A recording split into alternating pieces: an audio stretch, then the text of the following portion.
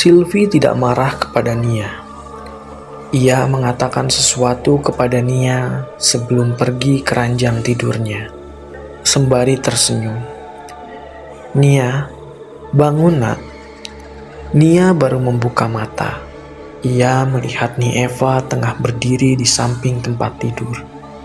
Ia ingat apa yang terjadi.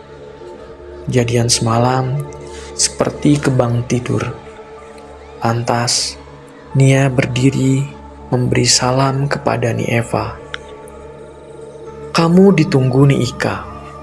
Sekarang ya." Nia mengangguk. Nia melangkah menuruni anak tangga. Lantas, ia berjalan menyusuri lorong. Tiba-tiba, Nia melihat seorang anak lelaki yang biasa ia lihat di meja makan. Nia berpapasan dengannya. "Si anak," gumam anak itu tiba-tiba. Entah benar atau tidak, Nia yakin kalimat itu yang anak lelaki itu gumamkan. Nia mengetuk pintu. Dari dalam terdengar suara Ika yang menyahut. Nia membuka pintu. Ia melihat wanita parubaya itu tengah duduk. Tatapannya menyelidik. Sebelum ia tersenyum mempersilahkan Nia duduk. "Sini nak, duduk," katanya lembut. "Ada apa ini?" tanya Nia. Dari semua 3 pamong yang ada di sini, Ika adalah yang membuat Nia merasa was-was. Mungkin karena beliau yang memiliki garis wajah yang keras, membuat Nia merasa terintimidasi. Selain itu, umur Ika yang paling tua bila dibandingkan dengan Elin, apalagi Eva. "Jangan gugup begitu," sahut Ika. Ia menurunkan kacamata yang sedari tadi terpasang di wajahnya. Lantas, ia menatap Nia lagi. "Saya sudah mengurus semua urusan kamu. Kamu mau ya sekolah sama seperti yang lain? Ibu pengen kamu seperti yang lain, bisa melanjutkan pendidikan." Nia mengangguk sembari menjawab, "Iya Bu," katanya. Untuk kali ini, Nia bisa melihat garis keras di wajahnya melunak. Nia juga menatap senyuman di bibirnya. Nia merasa mungkin Ika memang seperti itu. Tugas beliau sebagai ketua pamong membuat banyak orang salah menilainya. Namun, ketika Nia pikir alasan kenapa Ika memanggilnya selesai, tiba-tiba Ika menanyakan sebuah pertanyaan yang aneh. "Gimana? Kerasan gak tinggal sama Sylvie?" Nia yang mendengar itu menatap mata Ika tampak menyelidik. Ia seperti menunggu Nia menjawab pertanyaannya. "Saya tidak mengerti maksudnya, Ni. Apa yang coba Ni tanyakan?" Nia yang mengajukan pertanyaan kembali kepada Ika hanya dijawab dengan kening mengkerut. Lantas mencoba membuang ekspresi penasaran itu. Nia semakin curiga melihat gelagat yang cepat berubah itu. Seakan menutupi sesuatu. "Saya hanya tanya saja. Hal itu sama seperti yang lain. Apakah mereka betah sama teman sekamarnya? Yang jelas, saya ingin rumah ini tetap kondusif saja, tanpa ada yang ditutup-tutupi," sahut Ika. Ia mempersilahkan Nia pergi. Nia berdiri membuka pintu sebelum Ika memanggil lagi. "Kamu sudah berkeliling kan? Sudah tahu di mana saja dan tempat apa saja yang ada di sini?" tanya Ika. Nia mengangguk. "Bagus. Begini Nia, Ibu minta tolong." "Tolong apa nih?" tanya Nia. "Kamu bisa menghindari untuk tidak datang ke lahan di belakang rumah kan?" "Di belakang rumah? Di kamar kosong yang berjejer di lorong itu kah, Ni?" sambut Nia. "Iya," sahut Ika. Ia terlihat menyipitkan mata. "Di sana Banyak ruangan tidak terpakai, apalagi di lahan kosong setelah pintu terakhir. Bisa? Kalau boleh tahu, kenapa nih? Tanya Nia. Ika diam lama.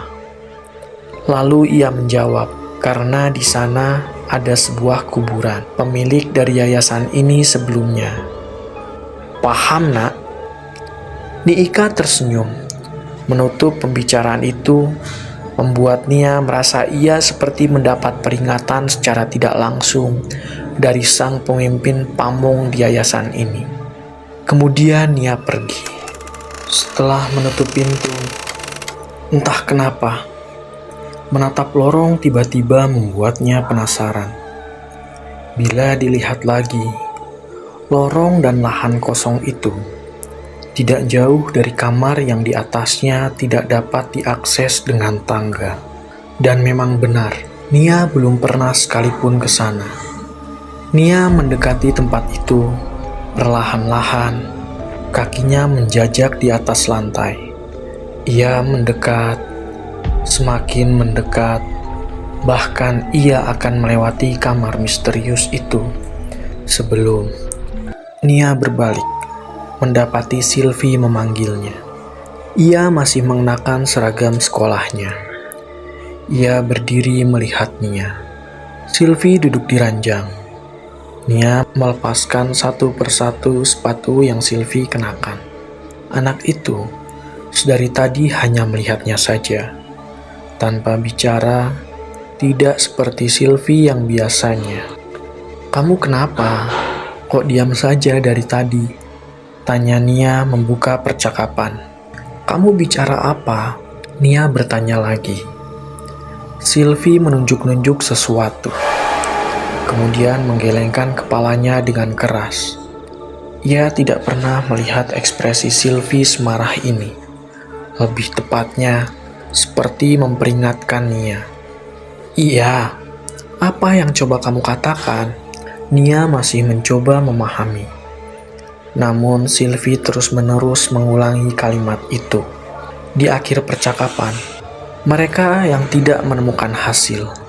Sylvie mencakar wajah Nia. Lalu ia pergi begitu saja. Seakan ia kesal, karena Nia tidak mengerti maksud ucapannya. Malam telah tiba. Nia membuka pintu. Ia mencoba menahan agar suara lonceng tidak berbunyi. Ia tidak mau membangunkan Sylvie dari tidurnya.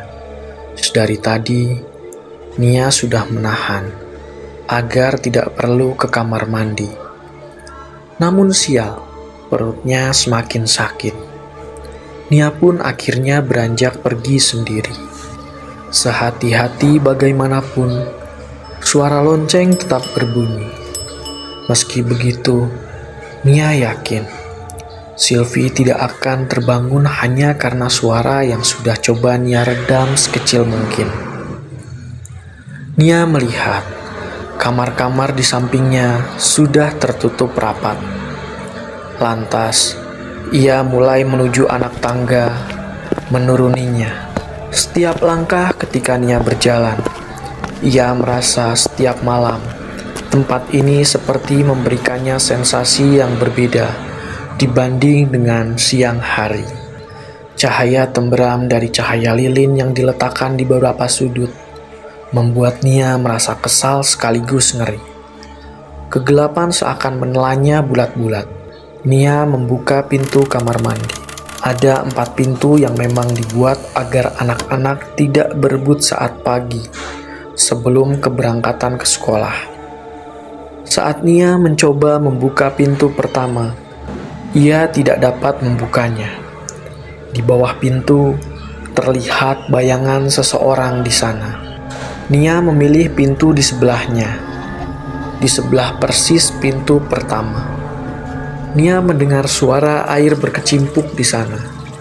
Namun, tidak ada suara apapun selain itu, membuat Nia terjebak dalam suasana canggung yang membuatnya hanya bisa diam sembari fokus dengan kegiatannya.